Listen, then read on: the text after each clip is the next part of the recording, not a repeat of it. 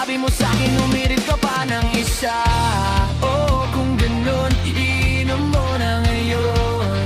Anong pake ko dyan sa boyfriend mo? Ako ang gusto mo, hindi mo mapipigil yun. At alam mo yun, sa'kin nagkapauwi pagtapos lumod ng ganon.